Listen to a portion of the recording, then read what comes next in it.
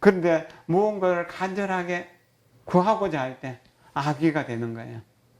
또는 아수라가 되는 거예요.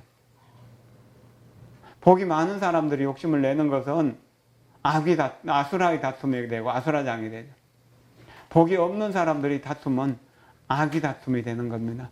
이해되셨죠? 그래가지고 분노하고 억울하고 억장이 무너지는 그런 아픔을 겪을 때 지옥에 들어가 있는 거예요. 어리석기 때문에 우리는 그 지옥악의 축생의 채널을 맞출 수도 있어요. 그러나 그쪽으로 돌아간다 싶으면 빨리 내가 자각해서 최소한 인간이 이럴 수는 없죠. 나는 천상 사람이다. 나는 부처다. 아라한이다. 보살이다. 이러면서 빨리 부처님께 매달려야 돼요. 내 화난 모습을, 화나서 고통스러운 모습을 부처님께 보여드리는 거예요. 그럼 부처님이 다독거려 주시는 거죠. 그것이 내 마음이 극락정토, 내 성품이 아미타불. 내 마음이 극락정토, 내 성품이 아미타불. 내 마음이 극락정토, 내 성품이 아미타불. 이렇게 해서 한 5분 정도 지나고 10분 정도 지나고 15분 정도 지나면은 그래도 숨을 좀 쉴 수 있고 물이라도 한 모금 마실 수 있는 여유가 생깁니다. 그런 여유가 우리를 조금 평화롭게 합니다. 마음이 공해야 겁자야 한다는 사실인데 마음을 공하게 비워내는 것이 아니고요. 원래 공하다는 사실을 아는 겁니다. 그래서 불교의 수행문, 불교의 그 어떤 집안을 공문이라고 이렇게도 이야기합니다. 빌공자 문문자 써서 공문이라고 하는. 그러니까 마음은 원래 공한 것이기 때문에 모든 것을 만들어낼 수 있는 것이거든요. 허공이 공하면은 모든 것을 그것을 만들어내잖아요. 허공이 공하기 때문에. 대지가 공하기 때문에 모든 생명체를 살려낼 수 있는 겁니다. 원효범 선생이 공 선생을 만나가지고 운명의 노예로 살다가 이제 운곡 선사를 만나죠. 그래가지고 운명은 나 스스로 짓는 것이고 복은 나 자신에게서 구하는 것이다 라고 하는 이야기, 시경과 서경에 있는 이야기를 공부합니다. 12쪽이죠. 그렇게 해가지고 그 이야기를 듣고는 그 불경 가운데도 부귀를 구하면은 부귀를 얻고 남녀 자식을 구하면은 자식을 얻으며 장수를 구하면 장수를 얻는다라는 말씀이 있어. 이 말 믿어집니까? 저는 제 운명을 어릴 때 점쳐본 사람들이 한 운명으로는 벌써 죽었을 사람인데 살아있는 걸 보면은 이것을 어느 정도는 믿을 수 있어요. 부처님 법속에 귀의해서 내가 경제력도 그 복이죠. 그리고 좋은 인연들도 많이 만나게 되죠.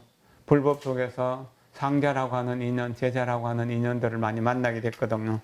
그리고 많은 그런 좋은 사람들과 인연을 얻게 됐고, 또 오늘 죽는다 하더라도 단명은 아니니까 그래서 수명도 늘려가고 있는 것이고, 지금 생각하면은 참 고맙고 편안한데요. 지금 내 생각은 이렇게 사람들과 만나서 이야기를 하고 기도를 하고 정진을 하고 또 이제 경륜론에 대해서 또 좋은 경륜론의 주석서에 대해서 계속 공부를 하면서 내 스스로 과거 전생에 지었던 악업들을 인연 따라서 녹여내고 있다는, 녹여내야 된다는, 과거 옛날의 구업을 녹여내고 이렇게 꾸준히 살아가면은 새롭게 재앙을 만들 수 있는 인연 있잖아요. 재앙을 만들 수 있는 이런 것들은 짓지 않는다는 겁니다. 그래서 좋은 음식이든 안 좋은 음식이든 그거에 별 그렇게 마음이 동요되지 않고요. 또 좋은 침대나 좋은 이부자리에 대한, 좋은 방사에 대한 집착도 좀 많이 없어졌습니다. 그저 춥지 않을 정도로 또 피로를 회복할 정도로 잠시 쉬면 되는 거지요. 그러니까 마음에 크게 동요가 없잖아요. 그래서 뭐 어떤 음식이든지 그냥 잘 먹고 소화시킬 수 있어지는 겁니다. 그래서 세상 살아갈 일들을 고요한 마음으로 관찰하려고 노력합니다. 그래서 유행에 휩싸이지 않도록 살아가는 거죠. 그리고 또 사람들 사이의 관계성을 가능하면 담백하게 하려고. 물은 맛이 담백하기 때문에 평생 먹어도 질리지 않잖아요. 밥도 담백하기 때문에 밥맛이 그 평생 동안 그 밥맛을 잃지 않는 것이거든요. 그리고 공기도 어떤 색깔도 어떤 모양도 어떤 향기도 없잖아요. 그럴 때 가장 좋은 공기가 되잖아요. 담백한 것이죠. 그런 것처럼 우리 마음을 담백하게 써나간다면은 우리는 그 어떤 만남이든지 좋은 만남이 될 수 있고 그 좋은 만남을 오랫동안 유지할 수 있어집니다. 어제의 친구가 오늘은 적이 되고 오늘의 적이 내일은 친구가 되는 것이 세상 일이지만 그렇게 살 필요는 없잖아요.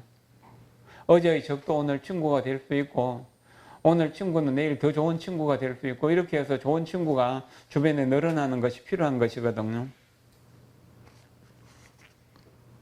부처님이 말씀하셨던 이렇게 이제 좋은 인연을 부귀를 구하면 부귀를 얻고 자식을 구하면 자식을 얻고 장수를 구하면 장수를 얻는다라고 하는 말에 확신을 가져야 돼요.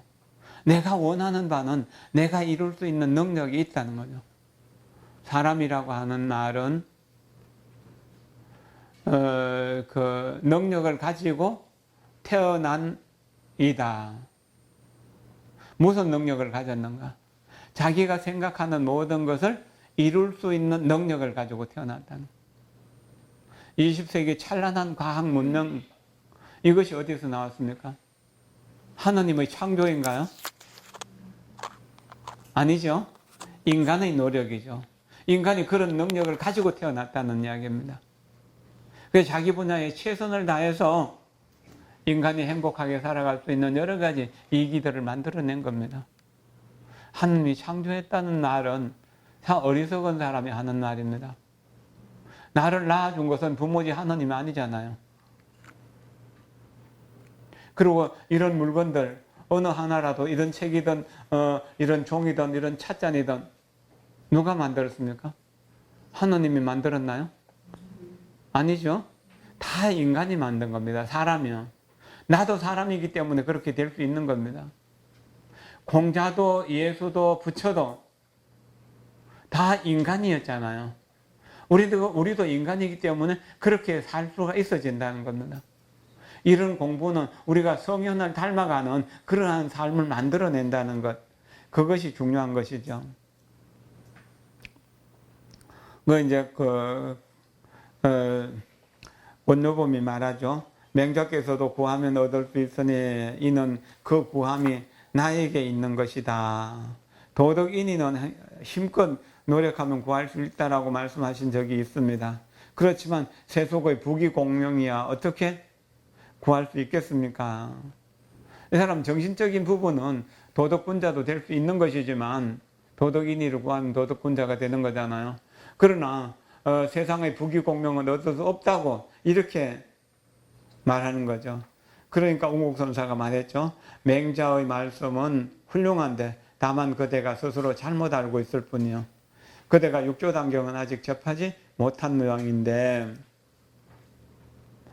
육조는 모든 복의 밭은 방촌을 떠나지 않으니 방촌은 마음입니다.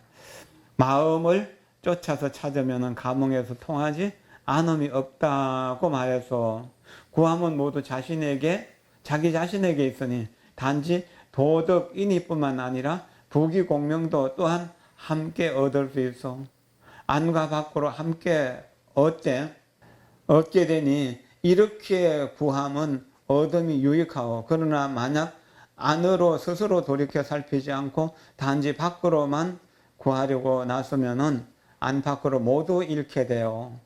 그것은 구하는데 도가 있고 얻는데 천명 하늘의 음령이 있는 것이라 구하는 것이 무익하게 되는 것이요. 밖으로 구한다면 모든 것을 잃게 된다는 것이죠. 이익이 없는 것이죠. 여기서 우리가 방촌이라고 하는 것 한번 봅시다. 우리 심장을 이야기하는데요. 그 심장이 대체적으로 한치, 사방 한치 정도 된다는 겁니다. 한치는 3cm 정도 되죠. 3cm 전후 된다는 겁니다.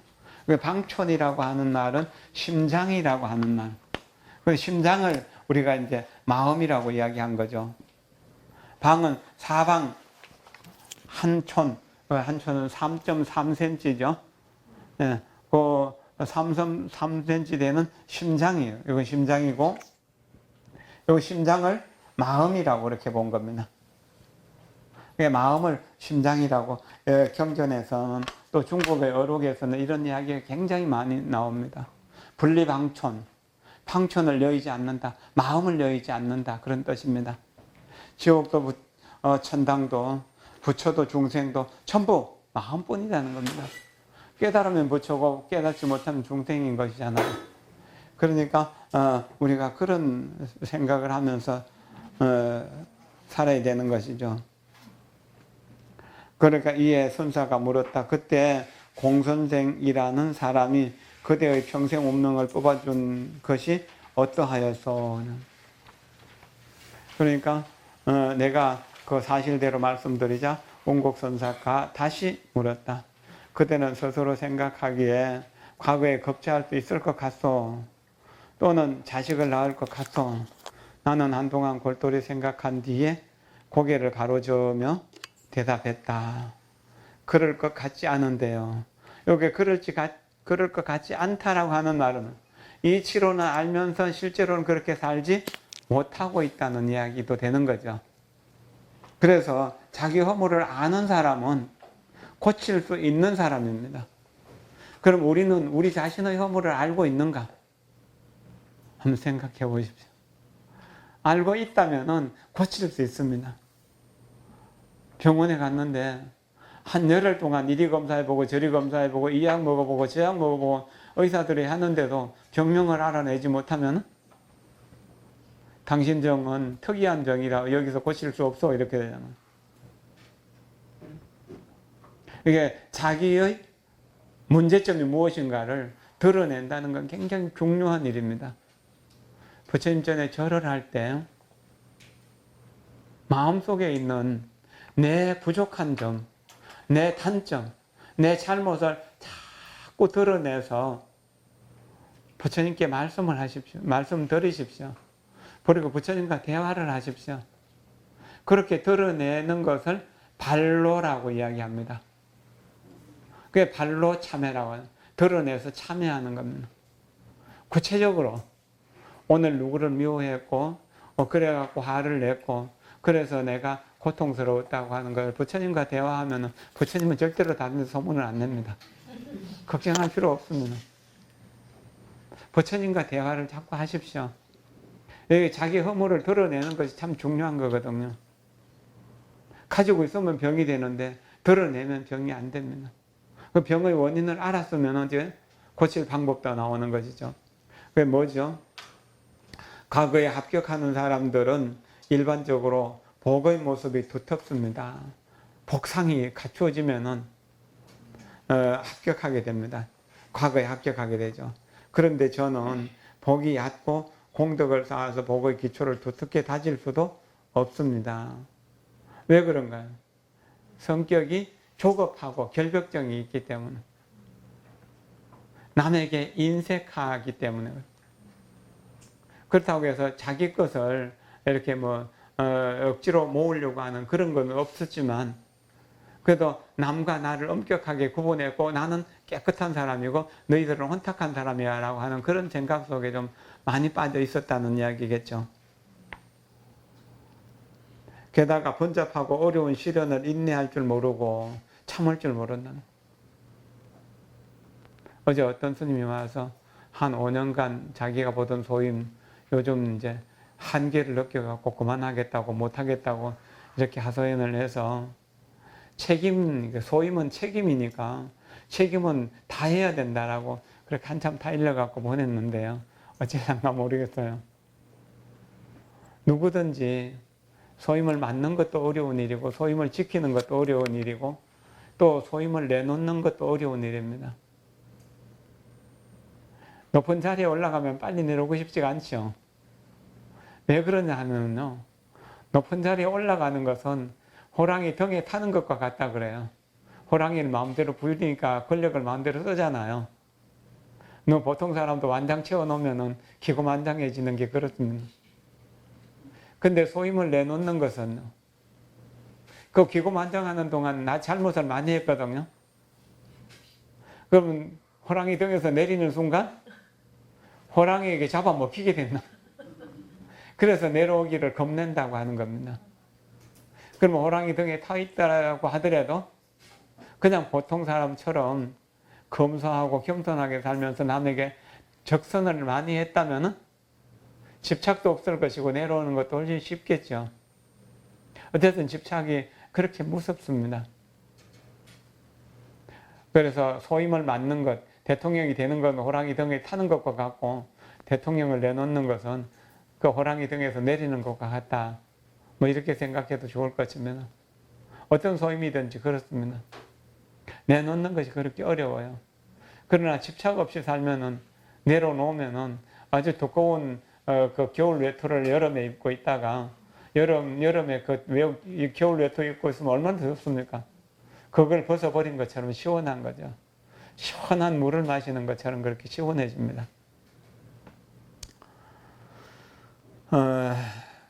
그 번잡하고 어려운 시련을 인내할 줄 모르고 다른 사람들을 포용할 줄 모릅니다. 때로는 제주로 남을 압도하고 강직한 마음의 행동을 곧이곧대로 하며 여기에 응용할 수 있는 능력이 없다고 하는 거죠. 포용할 수 있는 능력이 없다는 말도 되고요. 말과 대화를 경망스럽게 합니다. 무릇 이러한 것들은 모두 다 박복한 모습이니 어떻게 제가 과거에 겁제할 자질이 되겠습니까? 자기를 안다는 이야기죠. 자기를 알면 변화시킬 수 있어지는 거죠. 그런데 자기를 모르기 때문에 변화 못 시키는 사람도 있고 자기를 알지만 척간의 병을 고치지 못해서 못하는 경우도 많습니다. 자식을 위해서 보통 불자들이 100일 기도를 하죠. 입시 때 되면은. 근데 뭐 다는 아니지만 그 중에 몇몇은 100일 기도를 성실하게 합니다. 그래서 조금 기도하는 게 몸에 익숙해졌는데 어쨌든 100일이 지나가 버렸고 아이는 뭐 대학을 가든 못 가든 간에 끝이 나버린 겁니다. 지나가 버려요. 그 기도하는 순간순간에 힘이 들었거든요. 평소의 업이 바뀌니까요. 그러니까 이제 부처님 안녕하고 끝내는 거죠. 그런 습관이에요. 고무줄을 당겼다가 놓으면은 다시 제자리로 돌아가는 것처럼. 보통 사람들이 그렇습니다. 절박한 상황에서 부처님을 찾아옵니다. 그리고 법문을 듣습니다. 절을 합니다. 기도를 열심히 합니다. 그러나 그것을 요 순간을 모면하기 위한 요행소로 사는 경우들이 너무 많습니다. 그래서 그냥 그거 시간이 지나면은 끝을 내버립니다. 내 한계는 요만큼밖에 안 되는, 한계는 없는 것인데 스스로 한계를 만들어버리는 거죠. 그 한계를 수자상이라고 그러죠. 그 수자상을 만들어버리는 거죠. 그래서 거기서 더 이상 진보하지 못하는 것이죠. 이거는 과거를 겁제하지 못하는 이유를 원료금이 이야기한 것이고, 그 밑에는 이제 아들 얻지 못한 것을 못하는 인연을 말한 거죠. 땅은 더러운 곳이 비옥하여 생물이 많고 물이 맑은 곳에는 물고기가 없기 마련입니다. 그런데 저는 깨끗한 것, 결벽정을 좋아하니 마땅히 자식이 없을 첫 번째 이유입니다. 조금 이렇게 그 남을 포용할 수 있고 더러운 것도 안을 수 있는 그런 마음이 필요한 겁니다. 연꽃은 진흙에 뿌리를 내려야 꽃을 피울 수 있는 것이잖아요. 온화한 기운이라야만 만물을 양육할 수 있는데 저는 곧잘 분노하니 마땅히 자식이 없을 두 번째 이유입니다. 화를 잘 내면은 자식을 얻기가 어렵습니다. 엄마들, 지금 여기 이제 아이를 낳을 엄마는 한 분도 안 계신 것 같은데요. 며느리들이나 딸들에게 가르치십시오. 자식을 가질 때 있잖아요. 온화한 기운이어야 된다는, 평화롭고 안정되어 있어야 되는. 그리고 어린아이를 키울 때요. 어린아이를 키울 때 부부싸움을 했거나 화가 잔뜩 나 있는 상태에서 아이에게 젖을 먹이지 말아라. 그때 젖을 먹이면 아이가 경기를 해서 죽거나 아니면은 이게 토하거나 이렇게 설사하거나 그렇게 된다고 합니다. 미국에 있던 한 여인이 아이를 낳으면은 얼마 안 돼갖고 죽고 3명을 그렇게 죽였다고 합니다. 이유를 몰랐다고 하는데 병원에 가도 아무 이유가 안 나옵니다. 왜 아이가 아픈지, 그리고 얼마 있다가 죽어버렸나, 왜 죽는지를. 전공법사가 그 이야기를 듣고 그 사람의 마음을 보니까 마음이 죽을 듯 했고 화를 잘 냈다는 거죠. 화가 난 상태에서 젖을 물리면은요, 그 젖이 살로 가는 것이 아니라 독약이 돼버립니다. 우유를 먹이는 것도 비슷합니다. 가능하면 마음을 평화롭게 가지는 것, 아이를 키울 때는 특히나 중요한 겁니다. 우리가 화가 잔뜩 났을 때 입안에 침이요, 독사를, 그 살모사를 죽일 수 있는 그런 독보다 더 강한 독이 이 침 안에 있다고 합니다. 살기라고 하잖아요. 그럴 때 무엇을 잡아가지고 던지면은 반드시 사고가 납니다. 그리고 화를 내지 않는 것이 중요한 것이고, 화가 났다고 하면은 아무것도 안 하는 것이 중요하다는 거죠. 참 어렵죠, 이런 게. 가능할까요? 그러나요? 내가 다른 사람이 나를 괴롭힐 때, 그 사람이 죄를 짓게 되는 거거든요. 나를 괴롭히는 건 죄를 짓는 거잖아요. 그럼 나라고 하는 인간이 있음으로 해서 그 사람이 죄를 짓게 되었으니까 그 사람이 죄를 짓는 원인은 나한테 있는 거예요. 그럼 어떻게 해야 되나요? 그 죄를요, 내가 대신 받아야 돼요. 대신에 그 사람이 악도로 떨어지지 못하도록 내가 지은 공덕을 전부 그 사람에게 다 줘야 돼요. 이것이 무아를 실천하는 방법입니다. 티베트 경전에는 이런 이야기들이 많이 나옵니다. 이런 것을 생각하면 화를 다스리기가 좀 쉬워집니다. 듣기만 해도요. 그 다음에 사랑은 생명을 낳는 근본이고, 잔인함, 여기서는 그냥 잔인이라고 참음이라고 하는 것보다는 잔인함이라고 읽는 게 좋을 것 같아요. 한자가 잔인이거든요. 잔인함은 기르지 못함의 근원입니다. 그런데 저는 명예와 절개를 긍지로 여겨서 아끼고 자기를 버려 남을 구해주기를 꺼려하니 마땅히 자식이 없을 셋째 이유입니다. 잔인하다라고 하는 것. 자기 명예나 절개 이런 것을 지키기 위해서 인간의 도리를 저버리면 안 된다라고 하는 이야기입니다. 모든 법은요, 불법이든 세속법이든 사람을 살리는 쪽으로 써야 됩니다. 그런데 법을 위해서 사람을 희생하는 경우들이 참 많이 있었습니다. 조선요 500년 동안에 조선 500년 동안에 여성들은 참으로 비극적인 삶을 살았습니다. 내가 나무집 딸로 태어나서 어떤 남자를 만나서 이렇게 중매를 써서 그 얼굴도 보지 못한 상태에서 정혼을 하잖아요. 근데 정혼한 상태에서 남편이 죽으면 시집도 안 갔는데도 평생 수절을 해야 된다라고 그렇게 가르쳤어요. 그리고 결혼하고 한 달도 안 돼갖고 남편이 죽어도 평생 수절해야 된다라고. 이거 얼마나 악법입니까?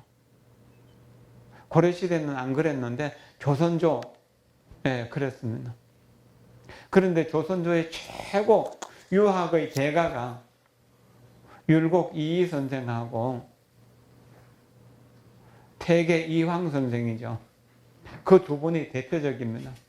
특히나 태계 이황 선생에 대해서 더 높이 추존하시는 분들이 많습니다. 태계 선생이 자기 아들이 결혼한 지 얼마 안 돼가지고 죽어버렸습니다. 그리고 자기 며느리가 별궁에서 이렇게 별채에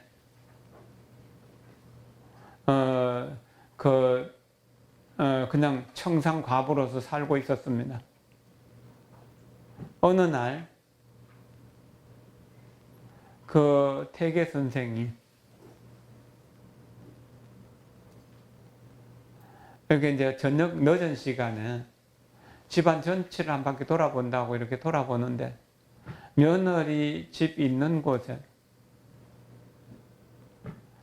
사람의 흐느끼는 통곡하는 소리가 들리더라고요. 그래서 점잖은 체면으로 가기가 그렇지만 그래도 가까이 가서 들어봐요. 그러니까 자기 며느리가 자기 아들을 원망하면서 자기 남편을 원망하면서 그 넋두리를 널어놓고 있더라는 거죠. 하소연을 하고 있더라는 거죠. 그거를 들으면서 참 죄를 많이 짓는구나 하는 생각을 했다는 겁니다. 그렇게 해서 그 다음 날 자기 사돈 되는 사람을 불러가지고 며느리를 내가 더 이상 데리고 있을 수 없으니까 당신 딸이니까 당신 집으로 데려가시오. 그래가지고 다른 데로 개가시키라고.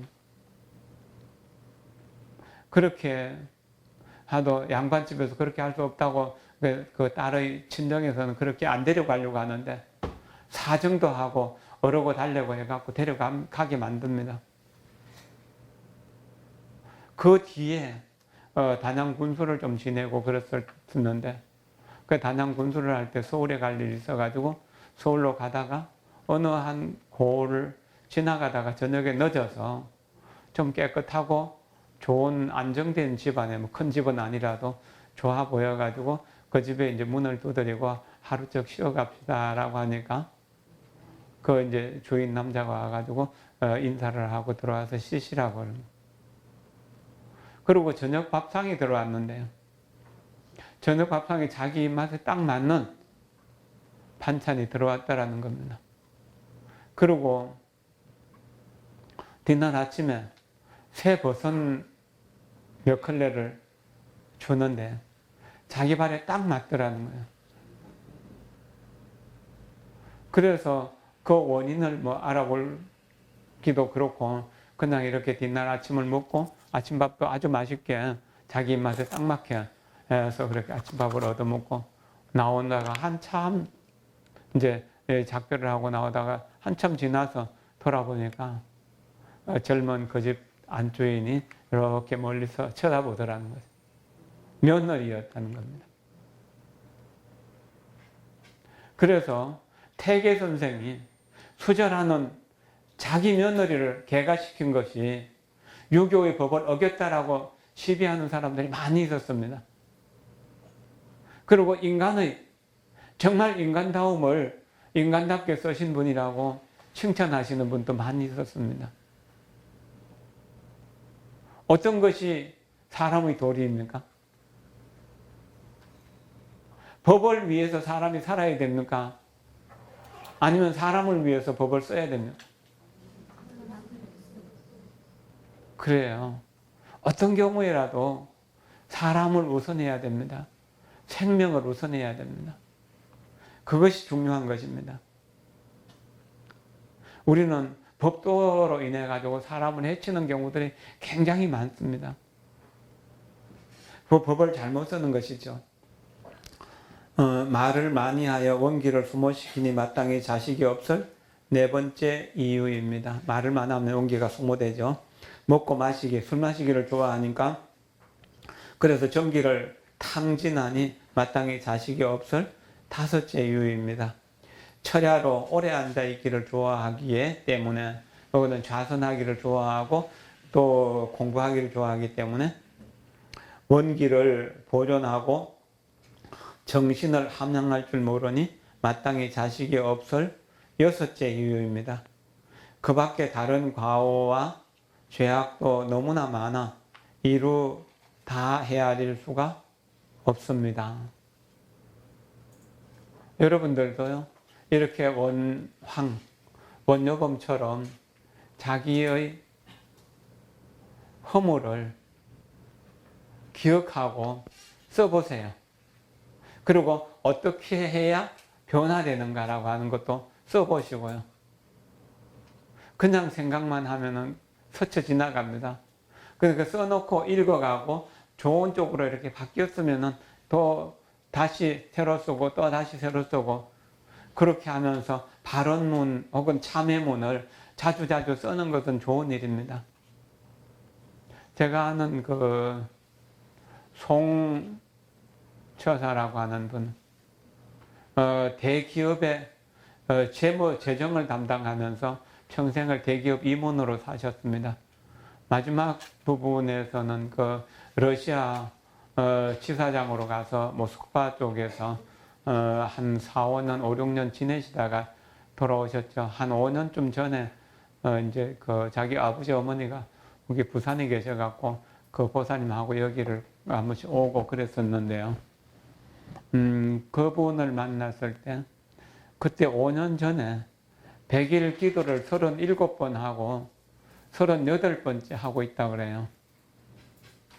근데 처음에 자기가 발언문을 적을 때는 조그만 글씨로 아주 작은 글씨로 A4 용지 넉 장이 가득했다고 합니다. 소원이 그렇게 많았다는 이야기예요. 넉 장이 가득했다고 그래요. 그런데 이제 100일 지나면은 이루어진 것을 또 지우고 다시 고쳐 쓰고 그러다 보니까 지금은 A4 한 장 정도 된다고 그래요. 지금도 기도를 하고 계실 거예요. 저 문경 동암사 입구에 표고버섯 농장을 하고 그렇게 사셔요. 대기업 임원으로서 살다가 귀농해갖고 산다는 게 쉬운 일이 아닌데요. 그렇게 하시는 거 보면 대단하죠. 경제력, 또 그렇고 또 뭐 사회적인 지위도 그렇고 그 걱정할 것이 없는데도 그냥 촌에 가서 농사 짓는 것을 즐긴다는 거죠. 이게 자기 운명을 스스로 창조해내는 그런 분이라는 이야기도 되는 거죠. 시간 좀 됐으니까 이쯤에서 마치는 게 좋겠죠. 어쨌든 순간순간 항상 선한 마음이 생겨날 수 있도록 하고요. 날마다 지혜가 자라날 수 있도록, 지혜가 내 운명을 창조해낼 수 있도록 그렇게 사는 것이 중요합니다. 그렇게 살면은요, 옛날에 내가 지었던 모든 죄업들은 자연스럽게 녹아내립니다. 봄이 되면은 따뜻한 기운, 훈훈한 기운으로 인해서 쌓인 눈과 얼음이 녹는 것처럼 과거의 업은 녹아내립니다. 그리고 새로운 꽃이 피고 그런 것처럼 공덕은 자라납니다. 그럼 다시 재앙을 만들 수 있는 그런 인연들은 짓지 않게 되는 것이죠. 마음이 편안하고 몸이 편안하면은 조그만 초가집도 부족하지 않습니다. 그리고 성품이 고요하면은 어떤 뭐 벼슬을 하든 안 하든 어떻게 살더라도 언제나 마음이 편안해집니다. 늘 마음 편한 데다가 초점을 맞추고 선하게 살아야만 마음이 편해진다는 것, 많은 사람들을 이익되게 해야만 희망이 만들어진다는 그런 사실을 잊지 않는 것이 정말로 중요한 일입니다. 운곡선사의 법문은 다음 시간에 이제 좀 공부하도록 하죠. 좋은 스승을 만난다라고 하는 것, 그것은 일생일대 정말로 좋은 인연입니다. 저는 우리 은사 스님이나 또 뭐 해인사의 큰 스님들, 송강사의 큰 스님들, 통도사의 큰 스님들을 직접 모시고 살 수 있는 인연이 되었던 것이 참 다행스럽다는 생각이 듭니다. 그리고 틱나탄 스님을 뵙게 되고 달라이라마 존자를 뵙게 되고 대만의 성운대사를 뵙게 되고 뭐 일본의 또 우리 흥종 스님을 뵙게 되고 이런 많은 외국 스님들을 또 선지식을 만나게 된 인연들도 있고 또 그 옛날 어른들의 그 어떤 어록을 통해서 옛날 선지식들도 만나게 됩니다. 동서고금의 선지식들을 만날 수 있는 인연을 소중하게 생각하고 지금 이제 또 그 뭐 여기 부산의 무비 스님이나 통도사의 이제 그 스님들 뭐 이렇게 어른 스님들의 법문을 지금도 많이 듣거든요. 젊은 스님들의 법문도 듣고 그러면서 계속 내가 나를 새롭게 만들어 가려고 노력을 합니다. 그리고 제가자들 중에서도 열심히 살아가시는 분들의 이야기 상담하러 와가지고 하는 이야기들도 가슴 속에 이렇게 와닿는 이야기들은 어쨌든 내가 받아들이려고 그래서 내 스스로를 변화시키려고 노력을 많이 합니다. 업을 녹이는 일, 습관을 바꾸는 일은 정말 어렵다는 것을 절실하게 생각하면서 그래도 업을 바꾸려고 노력하거든요. 여러분도 24시간에 늘 새로운 업을 만들어내는 공덕의 업을 만들어내는 선공덕의 업을 만들어내고 악의 죄업을 소멸하는 그런 쪽으로 마음을 써주신다면 이 공부는 자연스럽게 될 수 있을 것입니다. 내 운명을 스스로 창조해서 내가 생각하는 바를 다 이루는 최상의 행복을 이루는 여러분들께 부처님의 자비광명이 비칩니다. 고맙습니다. 감사합니다.